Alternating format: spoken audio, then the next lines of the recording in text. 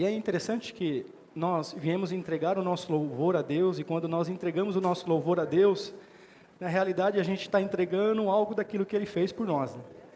E aí a gente percebe o amor de Deus, que vai além. Deus faz além. E quando nós estávamos cantando esse louvor, eu lembrei do texto que Paulo escreve a primeira carta de Coríntios, capítulo 2, versículo 9, que nem olhos viram, nem ouvidos ouviram o que Deus tem preparado para aquele que os ama. Algumas pessoas usam esse texto para falar de conquistas pessoais ou materiais, irmãos. Mas quando você faz a leitura dos versículos a seguinte, o texto é claro em dizer que Deus nos revelou através do seu Espírito. Nos revelou o que, irmãos? A obra salvífica de Jesus em favor do seu povo. O cristão, ele vive um paradoxo constantemente. Nós celebramos a vida, estamos aqui cantando a vida, mas às vezes tem cristão que está na fase terminal da vida, mas ainda assim celebrando a vida. O cristão está aqui celebrando a saúde que Deus nos deu, uma saúde eterna, mas no tempo presente, faltando a saúde. Essa é uma alegria que nos invade, que não tem como apalpar ou ver. A graça de Deus, ela é invisível, e ela vem de uma maneira na nossa vida, que mesmo nos momentos difíceis da vida, nós podemos dizer, Deus é bom, Deus é fiel. E que bom nós estamos aqui, irmãos, nesse domingo. Antes de mais nada, o nosso querido pastor Moisés, ele está lá em Cidade Ademar. Os irmãos de Cidade Ademar estão completando 22 anos de vida que Deus operou lá em Cidade Ademar. E nós aqui completamos 25 de vida que o Senhor tem operado. O cristão é aquele que declara a salvação. Ele já é salvo. Nós recebemos essa salvação, né, irmãos? Mas é um outro paradoxo.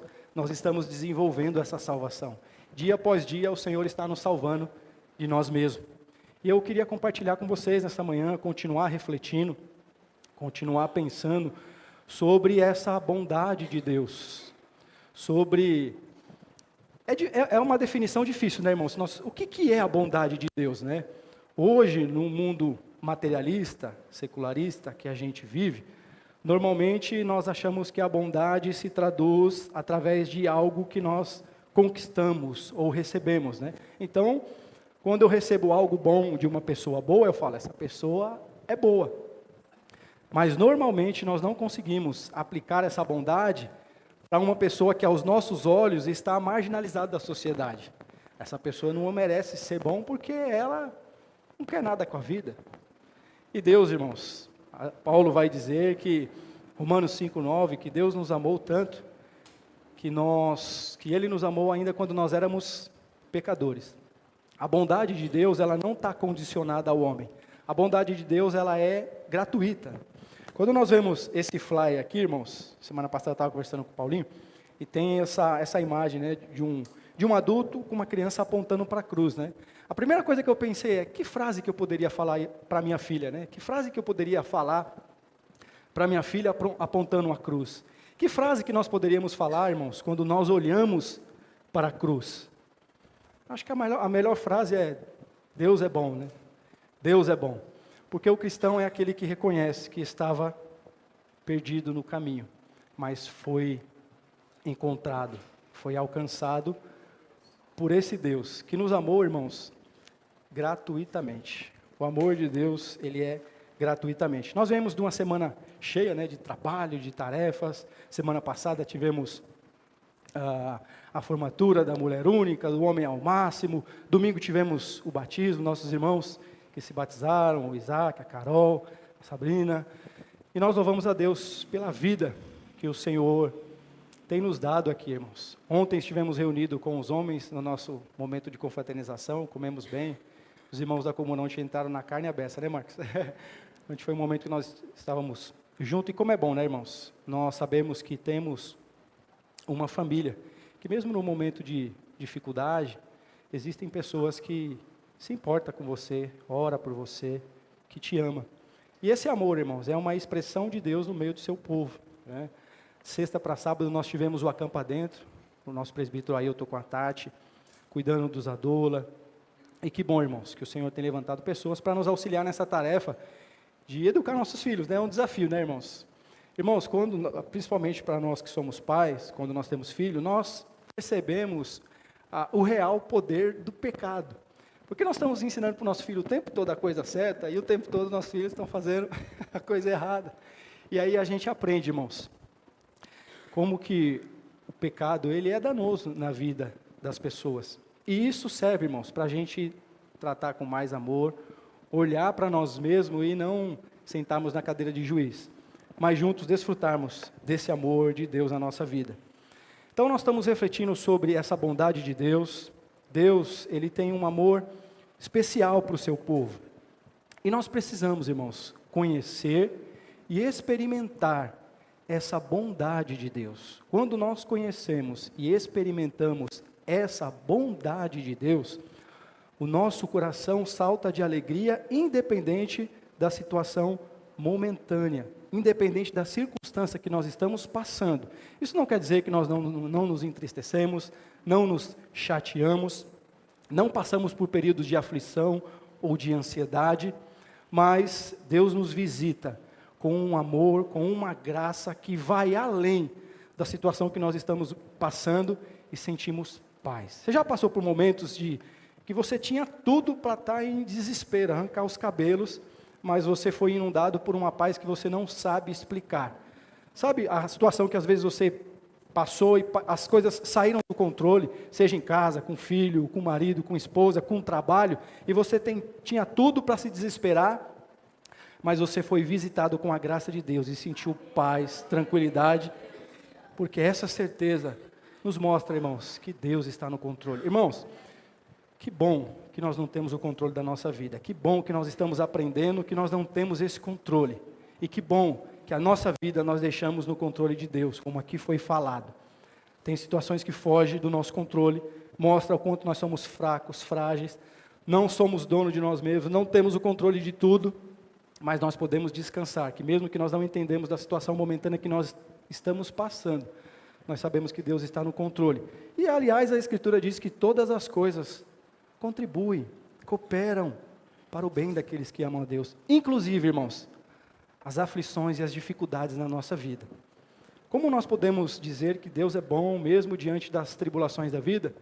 Podemos dizer, irmãos, porque a cada dia nós estamos compreendendo de que Deus, no seu trabalhar, no seu processo de revelação para o seu povo, Ele usa as circunstâncias da vida para fazer eu e você nos aproximarmos dEle e experimentarmos o seu amor e a sua bondade.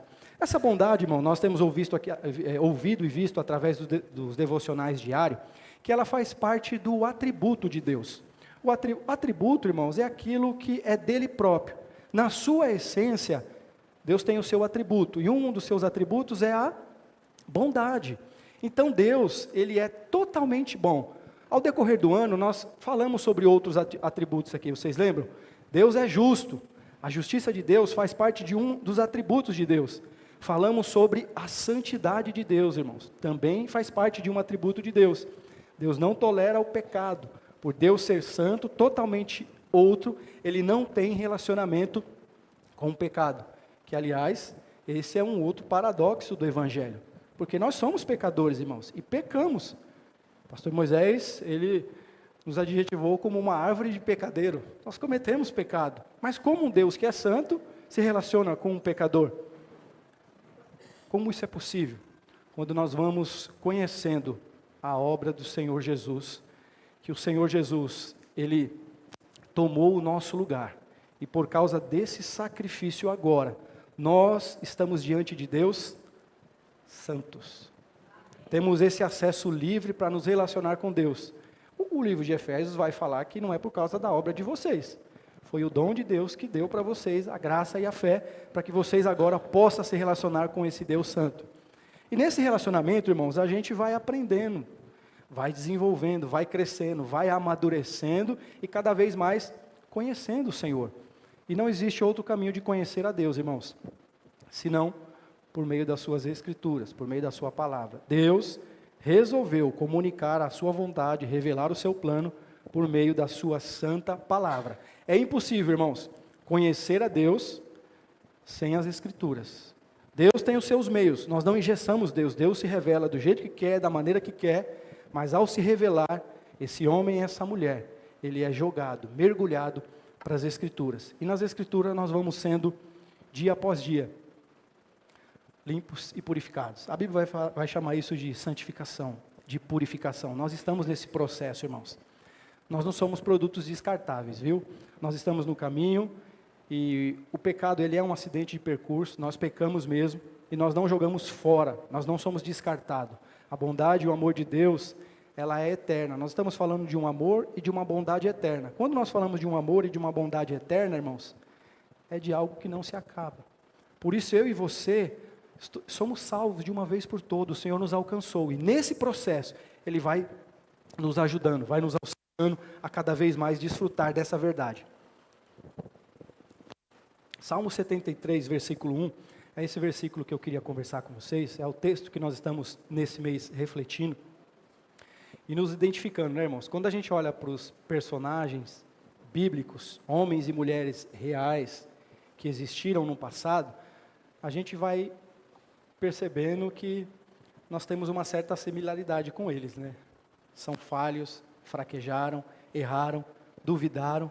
As Escrituras dizem que o Abraão, ele é conhecido como o pai da fé, né? Mas quando o anjo aparece para ele, ele duvidou, né? Esse é o homem, irmãos. Na sua essência caída. Mas ao mesmo tempo nós vemos Deus, o tempo todo, insistindo em favor do seu povo. E se revelando, e levantando, e renovando, e sustentando, e fortalecendo. Porque Deus resolveu, na sua bondade, separar um povo para si. O livro de Apocalipse vai dizer que com a morte de Jesus, Ele comprou pessoas de todos os lugares. O seu sangue foi um preço de sangue. E é por isso que o autor, Asaf, a gente já tem ouvido aqui, Asaf, ele fazia parte do ministério de louvor, portanto, ele fazia parte da família de Levita, a partir de 1 Crônica 6, Davi designa ele para ser líder, regente do louvor, né? E Asaf, ele escreve esse primeiro versículo, e esse primeiro versículo me chamou a atenção, irmãos. Certamente, algumas traduções está verdadeiramente, Deus é bom para com Israel.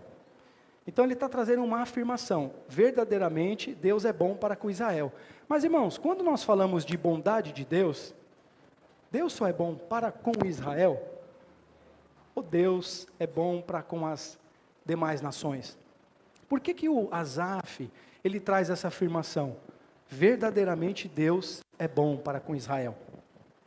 E é nesse versículo que eu queria conversar com vocês nessa manhã e desenvolver esse pensamento, de nós aprofundarmos e conhecermos um pouco mais do porquê verdadeiramente Deus é bom para com Israel. Quando nós fazemos essa leitura das Escrituras, parece, irmãos, que nós vamos perceber uma bondade que nós podemos chamar de bondade comum, bondade geral, bondade universal de Deus, para com toda a sua criação. Porque as Escrituras vai dizer que nós, as pessoas sem Cristo, sem o novo nascimento, são criatura, não são filhos, né, irmãos? Nós vemos isso nas Escrituras. Então Deus é bom para com toda a sua criação. Mas por que o autor fala verdadeiramente Deus é bom para com Israel?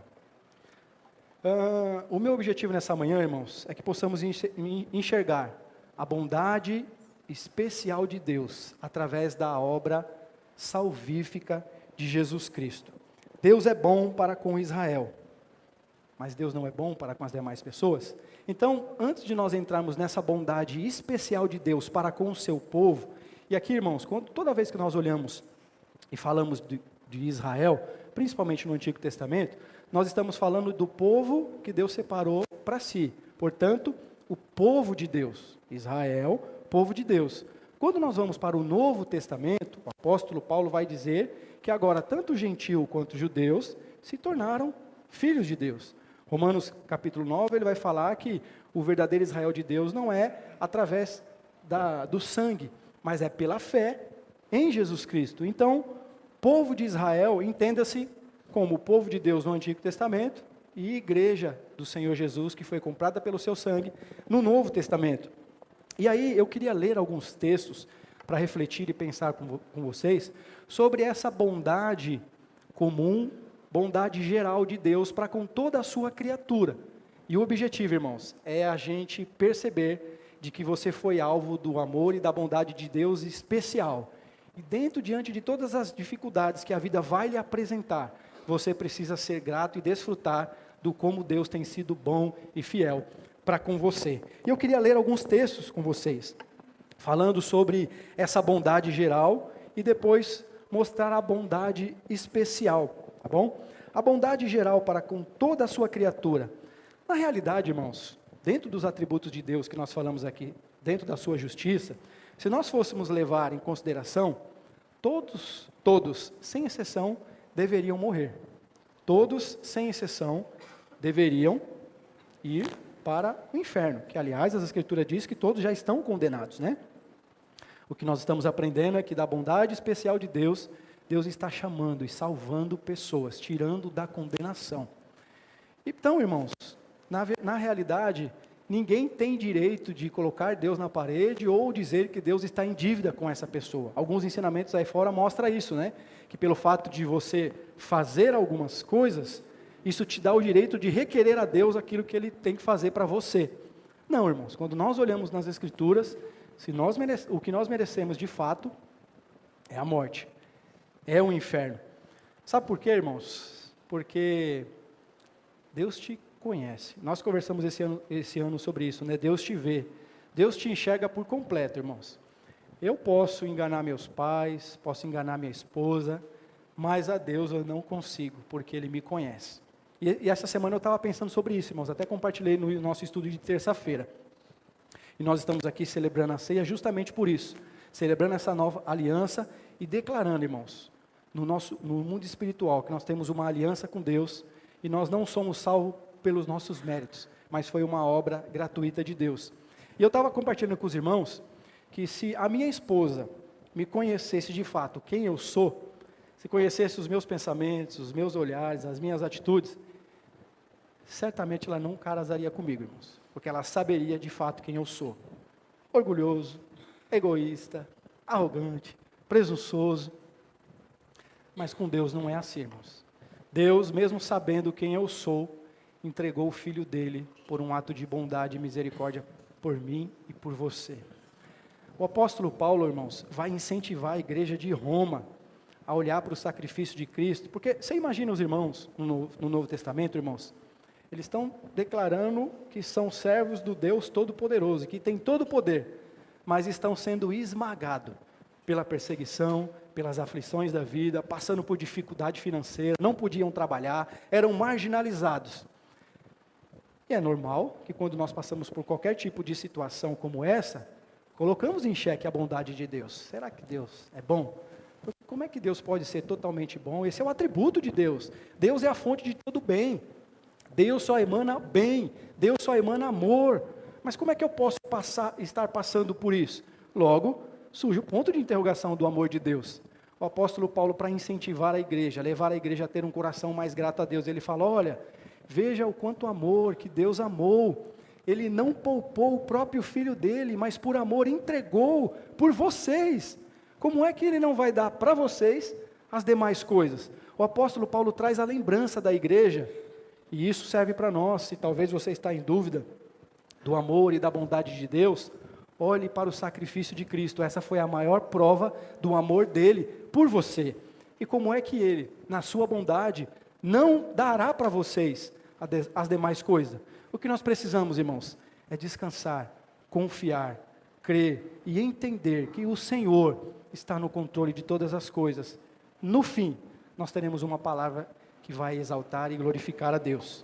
Eu queria ler com vocês, irmãos, Salmos 36, versículo 6, o salmista, ele vai dizer que Deus, e aqui eu estou falando da bondade comum, bondade geral, bondade universal de Deus para com todas as pessoas.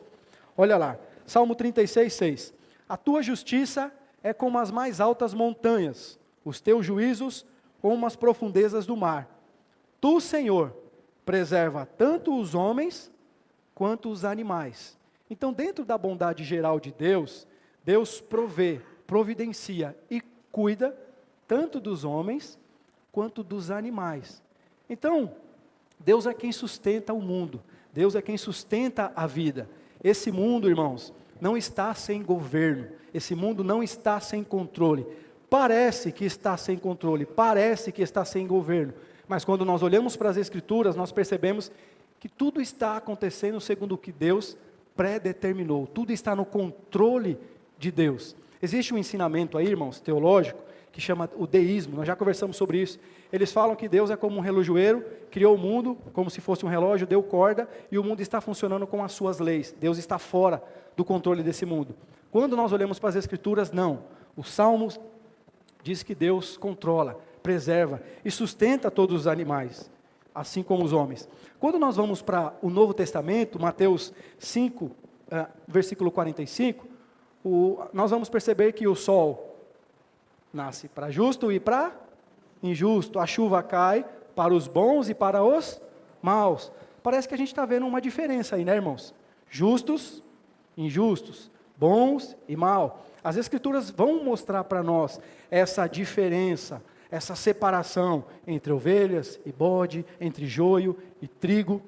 E aí a gente vai percebendo essa bondade geral para todas as pessoas. Eu queria ler mais 2 textos para amarrar esse assunto que eu estou conversando com vocês, para que vocês possam ver que nós temos base bíblica, esse conceito bíblico de que a bondade de Deus, ela é comum e geral com todas as pessoas.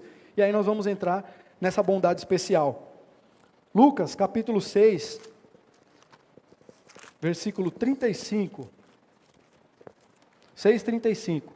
Jesus está dando uma série de orientações para os seus discípulos, e principalmente para as pessoas que foram alvo da bondade, do amor especial de Deus. E começa a dar uma série de orientações que, se você foi alvo do amor, da bondade especial de Deus, a sua vida não deve permanecer a mesma. Se eu e você declaramos que fomos alvo do amor, da bondade, do favor especial de Deus na nossa vida, eu não posso levar uma vida como eu levava antigamente. As Escrituras vai dizer que se eu mentia, eu não devo mentir mais. Se eu roubava, eu não devo roubar mais. Todo homem e a mulher que é alcançada por esse amor fiel, bom e especial de Deus, ele passa por um processo de transformação e de mudança. Irmãos, não é da noite para o dia, né? Deus tem poder para fazer isso da noite para o dia. E nós vemos pessoas sendo mudadas da noite para o dia. O apóstolo Paulo é um deles. Mas existem pessoas que estão num processo, que estão nessa caminhada. Por isso a importância de ouvirmos e nos lavarmos através das Escrituras. E aí ele vai ensinando e diz assim, ó, amem porém os seus inimigos. Que desafio, né, irmãos? Façam-lhes o bem e empreste a eles, sem esperar receber nada de volta. Então, a recompensa que terão será grande. E vocês serão filhos do Altíssimo, porque Ele é bondoso para com os ingratos e maus. O texto está dizendo que Deus também é bondoso para com os ingratos e maus. E por fim, Atos capítulo 14, no versículo 17, o apóstolo Paulo, ele está na Ásia Menor, apresentando a boa nova, o evangelho, o amor especial de Deus para as pessoas que foram alvo do amor comum de Deus e ainda assim não têm o conhecimento desse amor especial. Ele chega em Listra e em Derbe, é uma cidade hoje atual Turquia, irmãos, e lá as Escrituras vai dizer no capítulo 14 que tinha uma pessoa que era paralítica de nascença, então não andava. E o apóstolo Paulo, ele ora e o Senhor opera o milagre na vida daquela pessoa, aquela pessoa começa a andar. E o povo daquela época fica doido, né? É Paulo e Barnabé que estão lá. Barnabé eles chamam ao Deus, os deuses desceu até nós. A Bíblia vai dizer que no capítulo 14, que a Barnabé eles dão o nome de Deus Júpiter. E Paulo dá o nome de Deus Hermes. Eles ficam tão eufóricos com o milagre de Deus naquele lugar, que eles trazem animais, trazem flores para ofertar como sacrifício para o apóstolo Paulo. E o apóstolo Paulo fala, gente, para com isso, eu tenho uma boa nova, eu tenho um evangelho novo para apresentar para vocês. Existe um Deus nos céus que tem um amor especial para vocês. E aí ele escreve, a partir do versículo 17, irmãos, ele vai dizendo, né, ele diz assim, ó, contudo, Deus não ficou sem testemunho, mostrou sua bondade, dando a vocês chuva do céu e colheita no tempo certo, concedendo-lhes sustento com fartura e um coração cheio de alegria. Então, no processo de ensinamento que Paulo dá a esse povo, Paulo fala, ó, existe um Deus que é criador dos céus e da terra, e esse Deus é bom. No tempo de ignorância de vocês, Deus mostrou a bondade dele em favor de vocês. Ele mandou chuva, ele fez que vocês colhessem bons frutos, e foi mais além. Ele deu até alegria no coração de vocês. Então, dentro da bondade de Deus, Deus faz com que até as pessoas que não conheçam o seu amor especial, desfrutem da alegria, desfrutem da felicidade. Parece que essa felicidade e essa alegria está atrelado às conquistas materiais, né? Porque Paulo vai falar das colheitas, da chuva, e tudo isso era sinal de provisão para eles.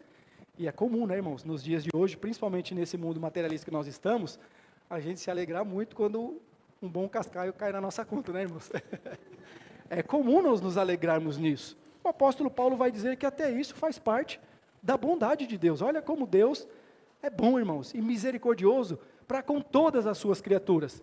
Então ficou claro, irmãos, desse amor comum, deu para ver através das Escrituras que existe uma bondade geral, comum, ou revelação comum para todas as pessoas. O apóstolo Paulo vai falar no capítulo 1 de Romanos, que por conta dessa revelação comum de Deus para todas as pessoas, e ele vai falar que Deus se revela por meio da natureza, todos os homens são indesculpáveis, porque Deus se deu a revelar através da natureza. Só que só essa revelação pela natureza, irmãos, não é suficiente para o homem enxergar o seu estado de condição e se voltar a Deus e dizer, eu preciso de um Salvador, eu preciso de um Redentor.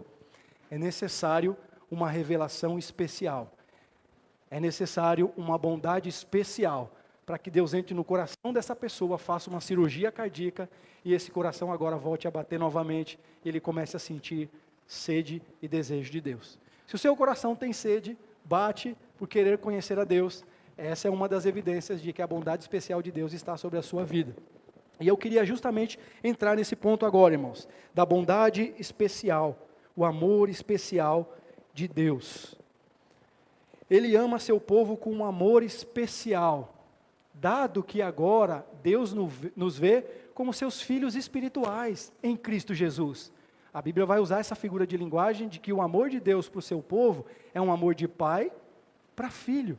E as Escrituras vai dizer que nós somos agora filhos de Deus.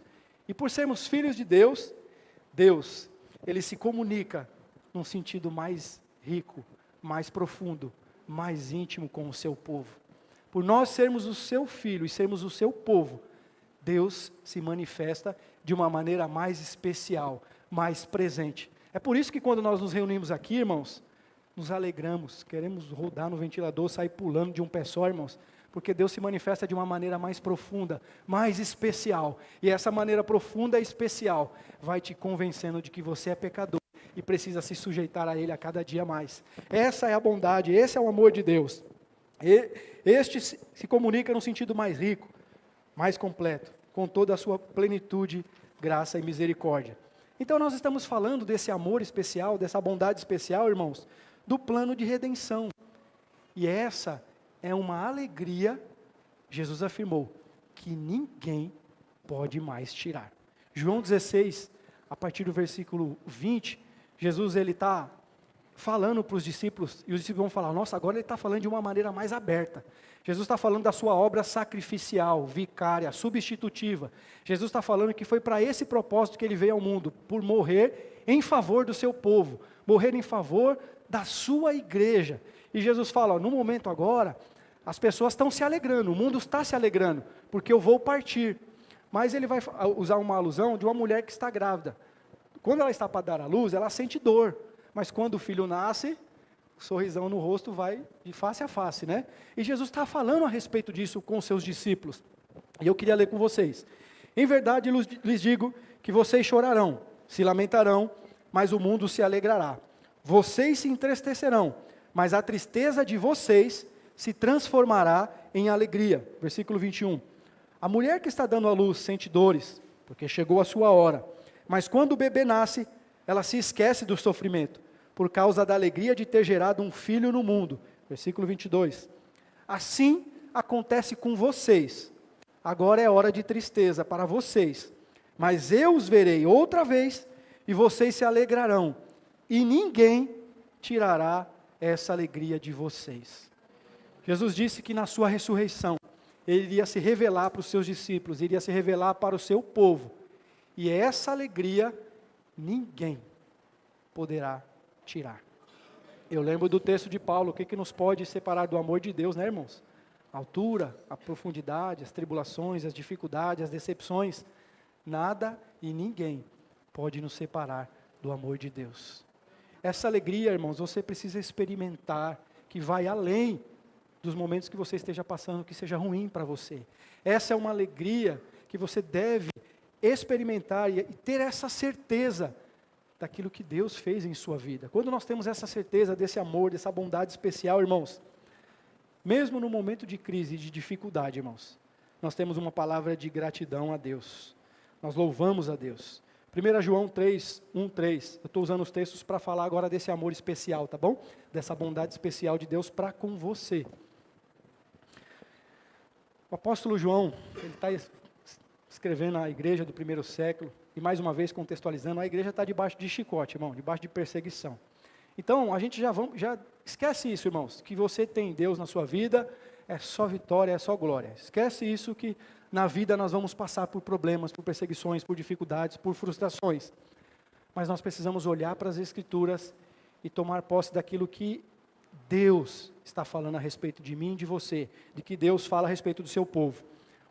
João escreve assim, ó: vejam como é grande o amor que o Pai nos concedeu, a ponto de sermos chamados filho de Deus, o que de fato somos. Por isso, o mundo não nos conhece, porque não o conheceu. Então ele está fazendo uma separação, irmãos, de filhos de Deus, e que o mundo, alvo do amor universal de Deus, não consegue conhecer. Então ele está falando agora, vocês são filhos de Deus, veja como o Pai amou, de chamar vocês agora de filho de Deus, veja como é grande. Versículo 2, Tico, por favor.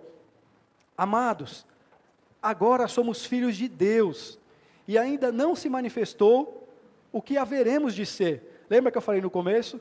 Salvo, mas ainda não. Nós estamos desenvolvendo essa salvação. Aqui a gente encontra esse conceito. E ainda não se manifestou o que haveremos de ser.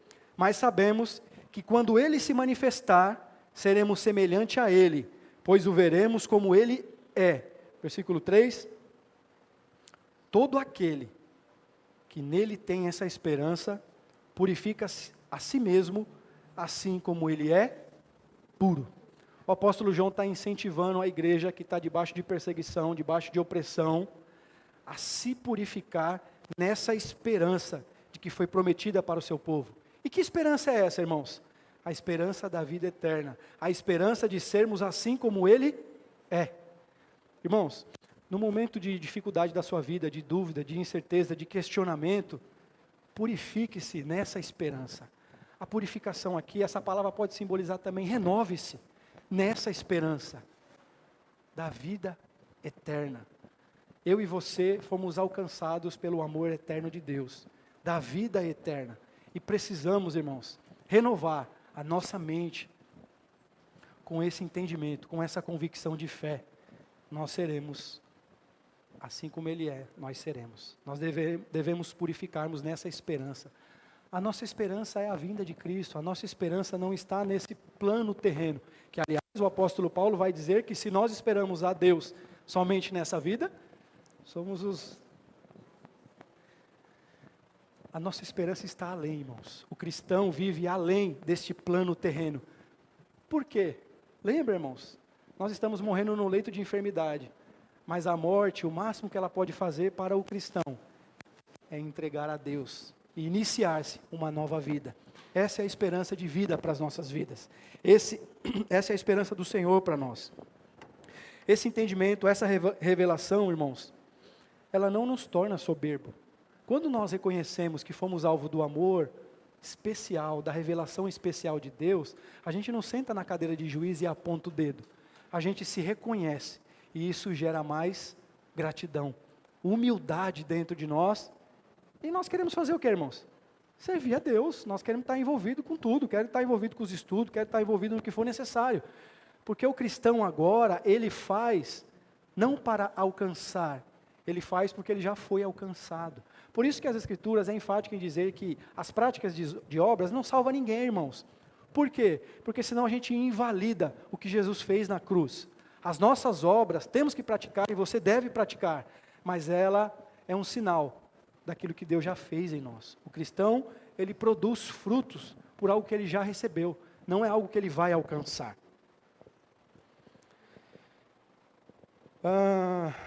E aí eu quero entrar nesse texto de Asaf. Ficou claro, né, irmãos? Por que Deus verdadeiramente é bom para com Israel?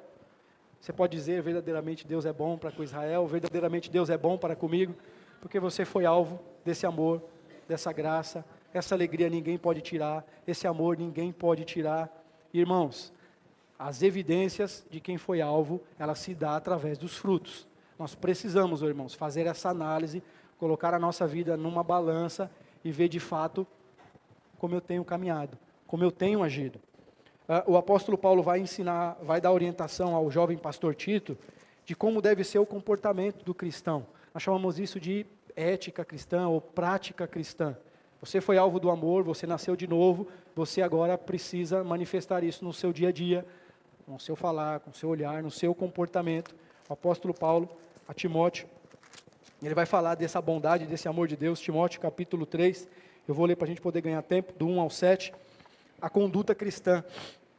Lembre-se a todos que se sujeitem aos governantes e às autoridades, sejam obedientes, estejam sempre prontos a fazer tudo o que é bom, não caluniem ninguém. Irmão, você quer saber como é que agrada a Deus?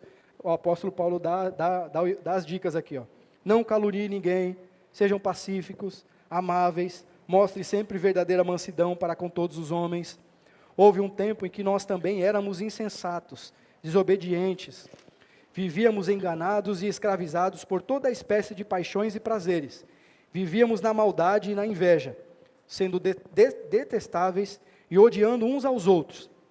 Mas, quando da parte de Deus, nosso Salvador, se manifestaram a bondade e o amor pelos homens, não por causa de ato de justiça por nós praticados, mas devido à sua misericórdia, Ele nos salvou pelo lavar regenerador e renovador do Espírito Santo, que Ele derramou sobre nós generosamente, por meio de Jesus Cristo, nosso Salvador.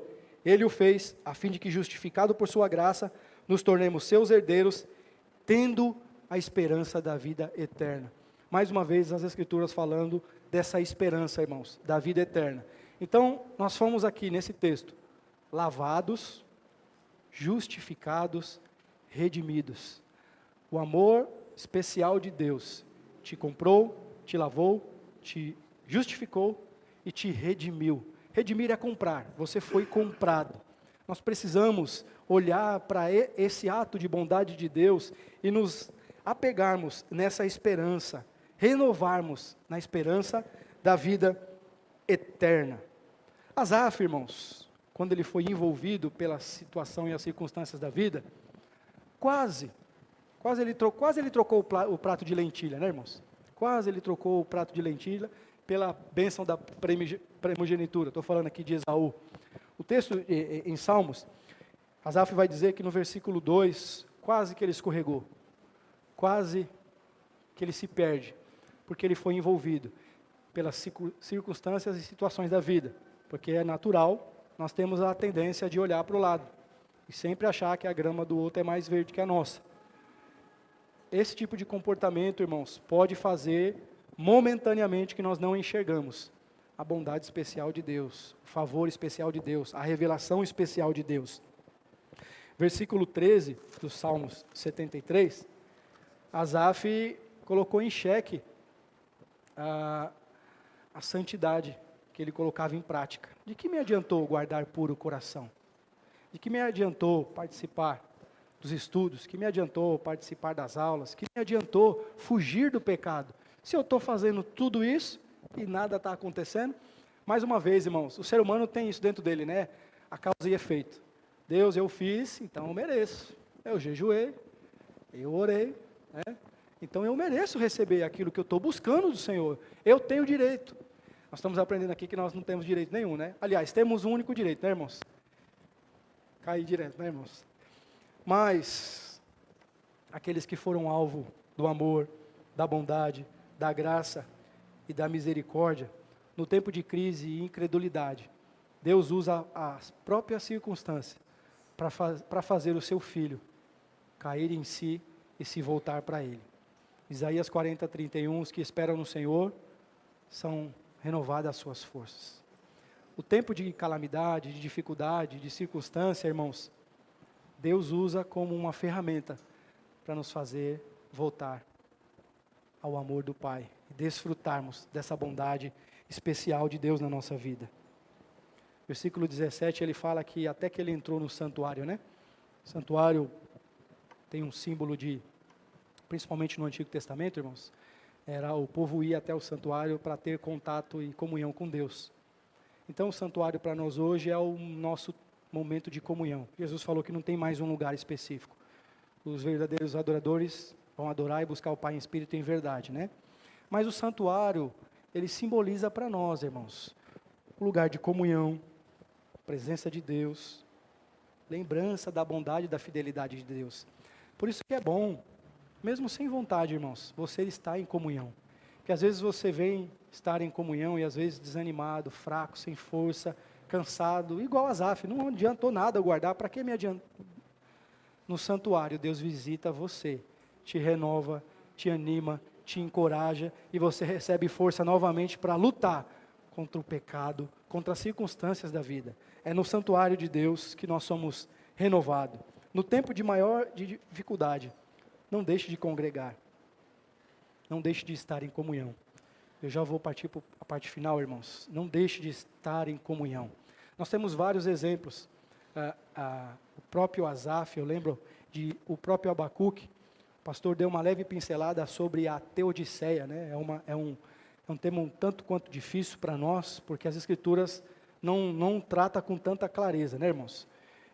A respeito, se Deus é bom, por que tanta maldade? Por que tanta injustiça? Se Ele é totalmente bom, por que acontece tantas coisas ruins, irmãos? Essa semana eu estava conversando com o Paulinho, e nós estávamos pensando um pouco sobre isso, né? Porque, irmãos, nós falamos que Deus é o Deus que tem todo o conhecimento, todo o poder, e está em todo lugar, não é isso, irmãos? Deus é Deus por conta desses atributos. Deus nunca é pego de surpresa. E nós estávamos conversando sobre isso, fazendo referência ao casal do Jardim do Éden. A Bíblia diz que Deus colocou uma árvore lá do conhecimento do bem e do mal. Então essa árvore, quem colocou lá foi Deus. Não apareceu por acaso. Estava lá porque Deus criou. Deu uma ordem para o casal. E Deus sabia que o casal iria ou não desobedecer ele. Deus, como Deus, sabia, irmãos. E Deus não poderia ter apitado e, opa, para, você vai acabar com a minha obra, vai dar tudo errado, vai dar ruim, para com isso. Por que Deus não fez? A questão da teodiceia tenta tratar um pouco a respeito disso. Irmãos, as Escrituras não nos traz tanta clareza. Quando nós olhamos para as Escrituras, o que nós percebemos é que Deus permitiu o que permitiu para no fim ser glorificado, para o louvor da sua glória. Não é isso que o apóstolo Paulo vai falar a respeito disso. E aí eu estava pensando com o Paulinho a respeito disso. Irmãos, imagina se Deus tivesse na hora parado o tempo e falado, não vai acontecer isso, Adão, Eva, não me desobedeçam. Como será que seria, irmãos? Como será que seria se Adão não tivesse pecado ou caído? Como será que seria se Eva não teria desobedecido e comido do fruto? Você já pensou sobre isso? Como será que seria? Eu estava conversando com o Paulinho sobre isso. E aí a gente chegou à conclusão e glorificamos a Deus por Deus ter permitido a queda, irmãos. Sabe por quê, irmãos? Porque se não houvesse queda, eu e você não saberíamos o que era amor. Se não houvesse queda, eu e você não saberíamos o que é misericórdia, o que é graça de Deus na nossa vida. Então, por causa da queda, do pecado, Deus se manifestou graciosamente, bondosamente, misericordiosamente. Deus é bom apesar de mim. Deus é bom apesar de você. Nós não temos resposta para todas as coisas. Nós só confiamos em Deus e sabemos que Ele sabe o que é bom para nós. E por isso nós louvamos a Deus. Asaf, ele entra nesse questionamento, irmãos. Asaf faz parte de um dos profetas menores. E ele está no momento pré-babilônico. Babilônia, o império está conquistando tudo, conquistou os assírios e está vindo poderosamente contra o povo de Deus, contra Judá. E Asaf começa a questionar, Abacuque começa a questionar igual Asaf, mas Senhor, nós oramos, nós somos seu povo, Por que está acontecendo tudo isso, né? Abacuque 1. Até quando, Senhor, clamarei por socorro sem que te ouças? Até quando gritarei violência sem que te traga salvação? Por que me fazes ver a injustiça e contemplar a maldade? Parece que Asaf entra na mesma, Asaf e Abacuque entram na mesma questionamento da vida. Ele começa a questionar, porque Judá é o povo de Deus. E está vindo uma nação ímpia, injusta, conquistando tudo. Asaf entra em desespero e vai questionar Deus. Vai orar a Deus. Que, aliás, é isso que o cristão deve fazer. Asaf, e assim como Abacuque, eles não têm máscara diante de Deus. Não dá para esconder, irmãos, o meu sentimento, o meu bico diante de Deus. Deus me conhece por inteiro, então é melhor eu me abrir diante do Senhor, assim como Abacuque, assim como Asaf. Abacuque começa a questionar, irmãos. E no próprio capítulo 1, são 3 capítulos, se você puder ler durante a semana. No próprio capítulo 1, o Abacuque ora e Deus traz uma resposta. E a resposta não é aquilo que ele queria ouvir, irmãos. A resposta é que Deus iria levantar a Babilônia para trazer juízo para o seu povo. E às vezes é assim, né, irmãos? Às vezes a gente ora para Deus apaziguar uma situação, Deus levanta o chefe, Deus levanta o marido, a esposa não, vou falar esposa não, senão não ficar, né? Deus levanta o marido para trabalhar com a gente, irmãos, para trabalhar, para nos ensinar.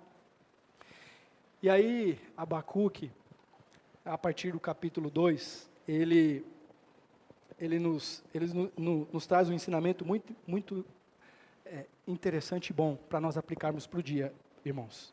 Abacuque 2, ele diz assim, ó: ficarei no meu posto de sentinela, tomarei posição sobre a muralha, aguardarei para ver o que o Senhor me dirá, e que resposta terei à minha queixa. Então o Senhor me respondeu: escreva claramente a visão em tábuas, porque se leia facilmente, pois a visão aguarda um tempo designado. Ela fala do fim, não falhará, ainda que demore, espere-se, porque ela certamente virá e não se atrasará. Escreva: o ímpio está envaidecido, seus desejos não são bons, mas o justo viverá pela fé. A resposta de Deus para Abacuque é: vai vir o fim dessas nações, vou trazer juízo, mas viva pela fé. Esse texto é um texto bem conhecido, né, irmão? Nós falamos sobre a reforma protestante recentemente. É um texto que Martinho Lutero encontra lá em Romanos, e ela nos chama, irmãos, a nós vivermos pela fé. Esse texto de Abacuque, o autor de Hebreus aplica a Jesus. A partir do versículo 35, vai falar a respeito de aquele que virá, há de vir e não tardará. Tem até uma música, né? Se tardar, espera, né, Gica? Nós cantamos essa música, né? Nós devemos confiar, irmãos, porque Deus trará juízo sobre todas as coisas. O Asaf, nos versículos finais, ele vai falar que quando ele entrou no santuário, ele percebeu qual era o fim dos ímpios. Ele diz que Deus coloca eles em lugares escorregadios. Não é isso que está lá no texto? Que lugares escorregadios é esse, irmãos? A gente percebe que o conforto momentâneo, os bens, o poder momentâneo, sem Deus, é uma armadilha que vai trazer juízo para essas pessoas que não reconhecem o amor de Deus na vida delas. E aí o Asaf vai dizer que ele compreendeu a diferença de quem teme a Deus, de quem serve ao Senhor. Eu e você, irmãos, temos um lugar de refúgio. Eu e você temos um lugar de segurança. Salmos 46, o Senhor é o nosso refúgio, Ele é a nossa fortaleza. No tempo de calamidade, de angústia, o refúgio de Abacuque foi o Senhor. No tempo de calamidade e insegurança, o refúgio de Asaf foi o Senhor. Aonde ou quem tem sido o nosso refúgio, irmãos? Aonde nós temos nos refugiados? Às vezes, nós estamos esperando, de repente, um aumento no trabalho, uma evolução no trabalho, uma promoção, e colocamos a nossa esperança no homem, na pessoa, no médico que vai atender, no psicólogo que vai atender a minha filha, que vai atender o meu filho, que vai ajudar o meu filho. Tudo isso são caminhos, ferramentas que nos auxiliam, irmãos. Mas o nosso refúgio, ele tem que estar no Senhor. O nosso refúgio, ele é o Senhor. Nós precisamos estar nessa torre de vigia, vigilantes diante do Senhor. buscando a graça do Senhor Jesus. E assim eu finalizo, irmãos. Nesse livro, tanto do livro de Salmos quanto Abacuque, nós vemos a súplica e o diálogo de Abacuque e Asaf com o Senhor. Além disso, aprendemos uma importante lição. Muitas vezes não entendemos o plano de Deus para nós, mas Ele sabe, portanto, o que é melhor para todos e devemos confiar nele. Vamos ler Salmo 73, 26 e 28, os últimos versículos. Salmo 73, 26 ou 28. Nós chamamos isso, irmãos, de caminhar por fé. A fé não é cega, né? A fé é palpável. Nós experimentamos a bondade de Deus. Mas viver pela fé, irmãos, é mesmo quando tudo está dando errado. A gente confiar em Deus. O meu corpo e o meu coração poderão fraquejar, mas Deus é a rocha do meu coração e a minha herança para sempre. 27, Tico, por favor. Certamente os que te abandonam perecerão. Tu destrói todos os que são infiéis a ti. Quanto a mim, bom é estar perto de Deus. Fiz do soberano Senhor o meu refúgio. Proclamarei todos os teus feitos. Bom é estar perto do Senhor. Eu vou proclamar todos os seus feitos. Salmos 34, 8 e... Ei, venham, vinde, provai e vede que o Senhor é bom. Deus é bom, o tempo todo. O tempo todo Deus é bom. A gente está indo para o final do ano e talvez você teve um ano difícil. E você, puxa vida, eu queria tanto contar um testemunho. Testemunho faixa preta, faz tempo que eu não conto um testemunho faixa preta. E parece que não aconteceu nada.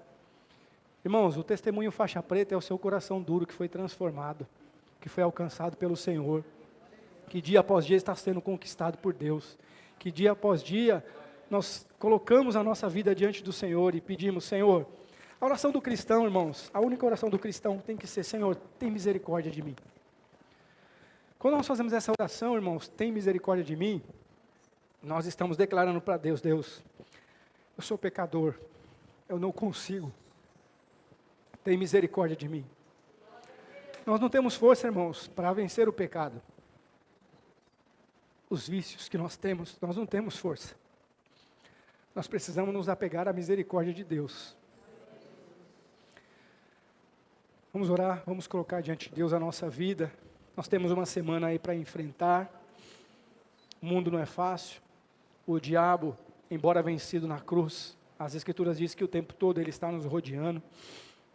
A nossa natureza, a nossa carne é terrível, mas nós podemos nos apegar no amor, na graça e na bondade de Deus, porque Deus é bom, Deus é fiel.